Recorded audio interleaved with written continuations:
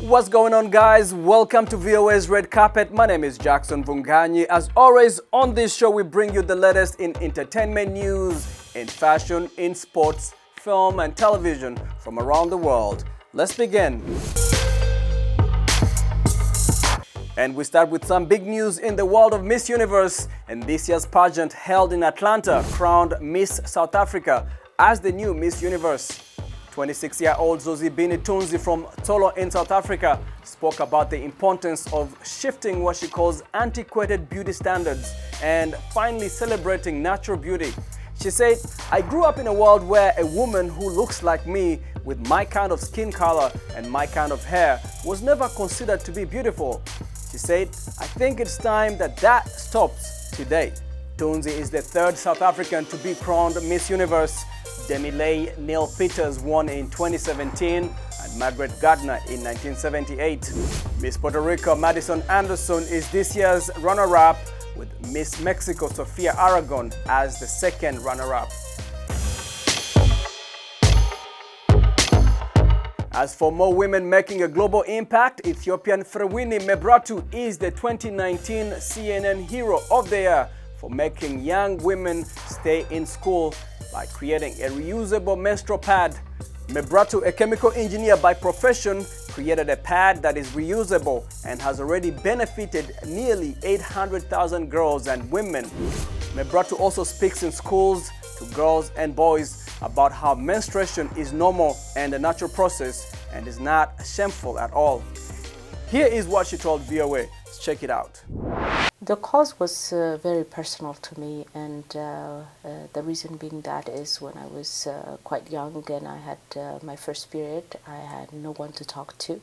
And like any girl, I was shocked and confused, and because of the things that I've been hearing, when a girl has her period, either she's cursed or she's being bad or she's ready to be married, and it's none of that. And when you have no one to talk to, it was very, very confusing and very personal to me that I had to do something about this. So when I was fortunate enough to go to the US and saw the overwhelming choices of sanitary pads, at that moment, not too long ago, I was a girl who had no access to sanitary pads or not knowing anything about my body.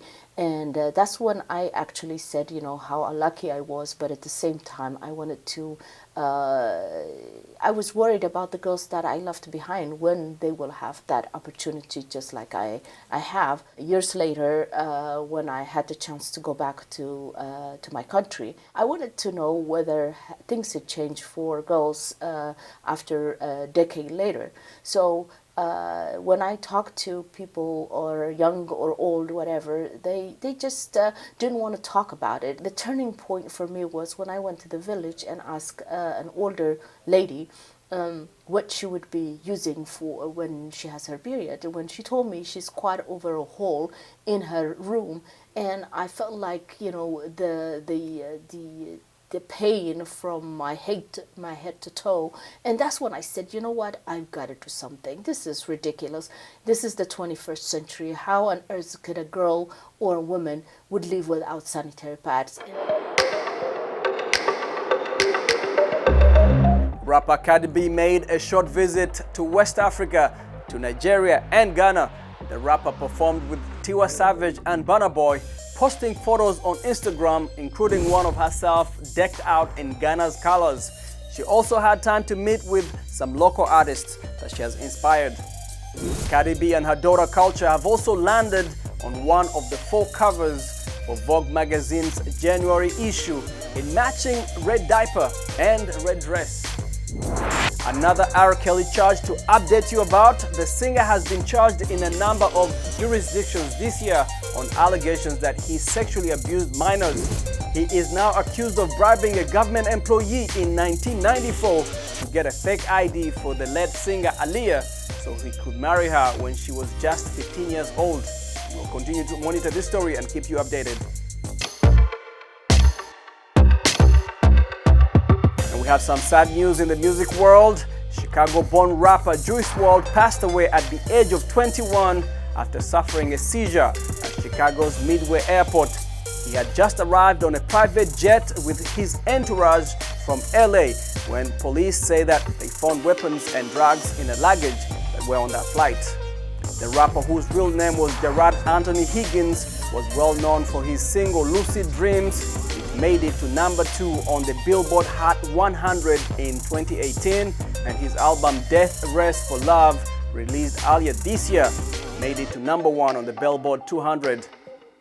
Tributes from fellow artists began to pour in following the tragic news, including one from Drake, who posted a photo of the rapper on Instagram with the caption, "I would like to see all the young talent live longer, and I hate waking up to hearing another story filled with blessings that was cut short."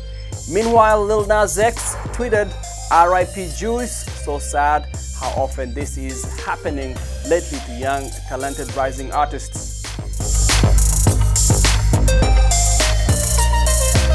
And let's go to West Africa, where Nigeria's Oscar committee is calling on local Nigerian filmmakers to use more local languages in their movies after the US Academy Awards disqualified a Nigerian entry in the international feature film category because the movie used too much English. Now, while some in Nollywood support more local languages in films, others argue that non-English films have a limited reach, and that is in terms of market. VOA's Timothy Obezu has more from Abuja. Let's check it out. Nollywood filmmaker Desmond Otomwen is aiming for a U.S. Academy of Motion Picture Arts and Sciences Award, widely known as an Oscar, by producing a film in a native Nigerian language. It's actually an Hausa-based film, so it's a language movie. It's not English. I've done a couple of them in English, but that was actually my first film in Hausa. Most Nigerian filmmakers make English language movies to reach a larger audience globally, but also inside Nigeria, where the former British colony made English the official language. In Nigeria, if I do a purely language-based film, I have made my film a regional film in Nigeria. So it will not appeal or get the audience traction that it needs in the other parts of the country. But that tide may be slowly turning after the Academy Award this month disqualified Nigeria's first entry in the international feature film category because most of the movie's dialogue is in English. Only 11 minutes of Nigeria's entry, Lionheart, the first Nollywood film by Netflix, was in the native Igbo language. While the rejection was roundly criticized in Nigeria, the Academy's rules state more than half of a film must be in a non-English language to qualify for that particular award. If you look at the bigger picture, you realize that it's a victory in that we made a submission for the first time, ever. And what that does is that it repositions, the Nigerian film industry and repositions the hearts and minds of filmmakers as to how we are going to tell our stories moving forward. Nigeria's Oscar Selection Committee says the rejection should motivate Nollywood filmmakers to create more movies in the country's over 500 native languages. But convincing Nigerian filmmakers to turn away from English, the language that ties the country together and with the world, will remain a challenge. And for some Nollywood filmmakers, the language used is not the point. If someone sits in their living room and decides where my movie should be, on what platform or what award I should get, that is on them. I've done my job, I've fed the artist in me. While a Nigerian film won't make the February Academy Awards, being rejected and having the backing of Netflix are already drawing more international attention to Nollywood and what Nigerian filmmakers produce next. Timothy Obezu for VOA News, Abuja. And as we prepare for the award season, let's check out some nominations for the Golden Globes coming up in January. Streaming giant Netflix has picked up a total of 17 nominations, one of them being in the Best Motion Picture Musical or Comedy category for Dolomite Is My Name, starring Eddie Murphy. Disney led the Best Animated Motion Picture category with nominations for Frozen 2, The Lion King, and Toy Story 4. The Harriet Tubman biopic Harriet is nominated for 2 awards, with actress Cynthia Erivo up for both Best Actress and Best Original Song for Stand Up. Stay tuned for winners in a few weeks.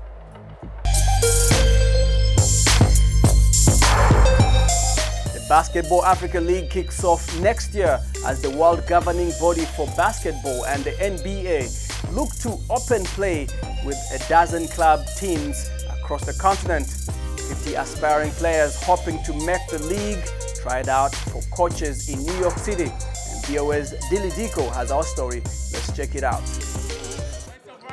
At this first Basketball Africa League Combine, League President Amadou Gallo Fall says the goal is to give recruiters an opportunity to evaluate a deeper pool of talent.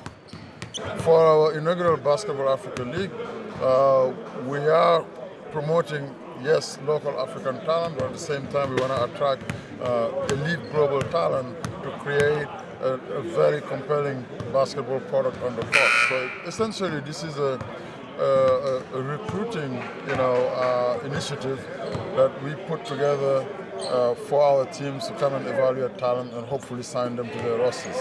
Players took part in athletic testing, skill development, and 5-on-5 games in front of scouts, club executives, and coaches. Craig Madzinski has coached in the US and in Burundi. There's some very good, athletic talent out there, some kids with some raw skills, but also a lot of kids with sound fundamentals. It's really trying to figure out what person fits the needs of a specific team or club or organization. Organizers say the goal of the Basketball Africa League is to attract top African and international talent, along with players from US colleges and the NBA Developmental League. Nigerian-American point guard Uchenna Iregbu says it could be a stepping stone to the NBA. It's a great moment, it's a big moment, historic moment with the league being brought to Africa, getting to spotlight all the talent, so I'm glad to be a part of it. In partnership with the world governing body for basketball, FIBA, this is the NBA's first league outside of North America. Bai Moussa Keita was scouted as a teenager in Senegal and says basketball is a life-changing sport. I'm really excited because this is, like I said, it's just going to be a great thing for the continent.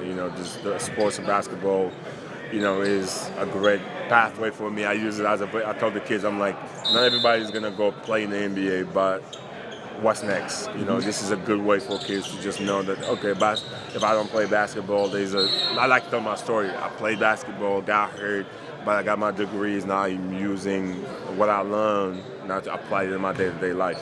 The 12 teams will have up to 16 players, at least 8 of whom must be citizens of their respective team's home country. 4 can be from other countries, and no more than 2 players on each team can be from outside Africa. South Sudanese center Obi Ajet says playing professionally in Africa would be a dream come true. I played here for 4 years in college, and in New Mexico, and my family, didn't watch me not even one game because it's difficult for them to actually get here. But now, if I can make this league, I can go back home and play back home, and they can be able to come watch me. Scheduled to start in March 2020, the Basketball Africa League will have teams in Senegal, Nigeria, Tunisia, Angola, Morocco, and Egypt, with more clubs decided by qualifying tournaments. The inaugural championship is planned for Rwanda in May. Dili Diko, VOA, New York.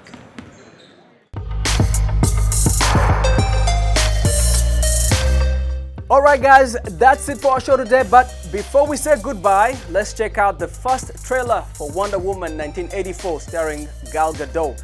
The highly anticipated film is set to be released in June of next year.